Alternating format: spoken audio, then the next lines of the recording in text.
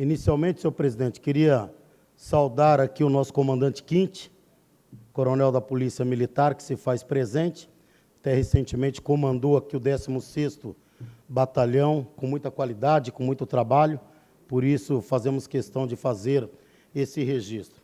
Senhor presidente, o Estatuto da Criança e do Adolescente, a partir do artigo 98, ele dedica parte da sua lição à proteção da criança e ao adolescente, principalmente referendando as medidas de proteções imediatas que devam ser aplicadas quando ocorre o desatendimento ou a violência dos interesses da criança e do adolescente por aqueles que, em verdade, deveriam os proteger. Pois bem, senhor presidente, pensando exatamente nessa questão, desde o início de 2017, eu realizo um trabalho especial junto aos 3 abrigos institucionais que existem no município de Palhoça, mediante a realização de atos de fiscalização no uso das prerrogativas do vereador, visitando, pelo menos uma vez por mês, esses abrigos.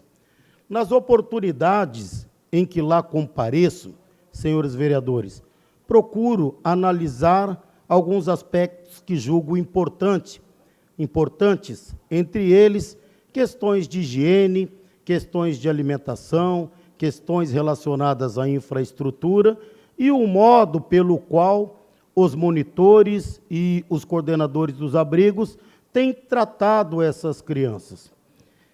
Numa dessas oportunidades, senhor presidente, eu estive conversando com 2 adolescentes entre 12 e 14 anos, eu creio, que, pelas visitas constantes que lá realizo, creio que elas acabaram passando a confiar na minha presença e fizeram questão de mencionar um problema que certamente fiquei bastante preocupado. Essas 2 meninas, senhor presidente, mostraram, na oportunidade, a dificuldade que vinham enfrentando na escola, principalmente com matérias de português e matemática. Questionadas, perguntei sobre o reforço que era direito de cada uma delas de receber através da pedagoga, que é contratada pela Secretaria do Desenvolvimento Social, a secretária da Assistente Social, mas as mesmas disseram para mim que, infelizmente, não estavam tendo o tal do reforço. Entrei em contato com a secretária, pedi para que as pedagogas entrassem em contato com este vereador, para que a gente pudesse ter conhecimento, de fato, do que está acontecendo. Por que digo isso, senhores? Muito embora essas crianças estejam acolhidas no abrigo municipal, elas ainda permanecem como seres de direitos. A Constituição reserva a ela todos os direitos que ela teria no seio da família. E aqui nós temos um agravamento. Como elas não estão sob a responsabilidade de pai e mãe, o abrigo institucional tem uma responsabilidade dobrada. Isso é o que prevê o Estatuto da Criança e do Adolescente, e é assim que deve agir o representante do Ministério Público da Infância e da Adolescência e o juiz da Infância e da Adolescência, já que o acolhimento ao abrigo institucional é uma determinação judicial. Primeiro, o Conselho Tutelar faz o primeiro atendimento, promove o acolhimento no caso e leva imediatamente ao conhecimento do juiz da infância e da adolescência. A partir dali, a responsabilidade é do Poder Judiciário. O abrigo institucional, para que todos tenham conhecimento também, ele não deve ser um acolhimento permanente, ele tem que ser um acolhimento provisório, até que se resolva o problema daquela criança. Mas, em alguns casos, não consegue se resolver o problema com a família, e aí algumas crianças ficam lá no abrigo aquelas que não são adotadas por outras famílias, ficam no abrigo até 18 anos, até completar 18 anos. A partir desse momento, elas são obrigadas a deixar o abrigo. E aí, para onde elas vão, já não é mais responsabilidade do Poder Judiciário ou propriamente do abrigo institucional.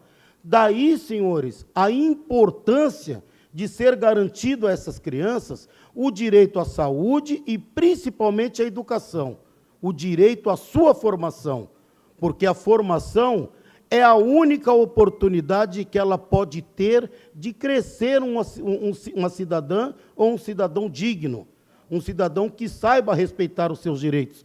Por isso é muito importante que, neste período dessa estada no abrigo, o abrigo dê a elas a atenção necessária para que elas tenham a educação que lhe é peculiar. Então, dentro desse entendimento, senhores, voltando, fiz contato com a senhora secretária Rosângela, fiz contato com a coordenadora, infelizmente a coordenadora ou a pedagoga não fez contato com esse vereador, enviei um expediente aprovado nessa Casa Legislativa à secretária, pedindo a ela que encaminhasse para conhecimento dessa Casa Legislativa a situação da educação de todas as crianças em idade de ensino fundamental e ensino médio. Infelizmente, ela me respondeu que, se eu tiver que obter essa informação, eu devo fazer via o Poder Judiciário.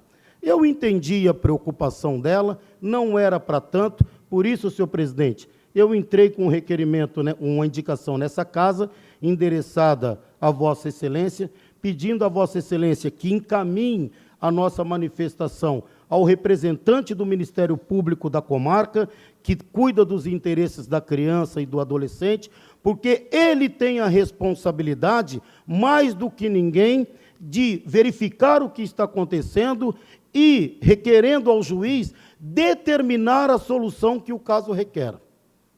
Eu me preocupo, senhor presidente, porque aquelas crianças não têm voz. Infelizmente, a voz dela não será ouvida a partir dos portões.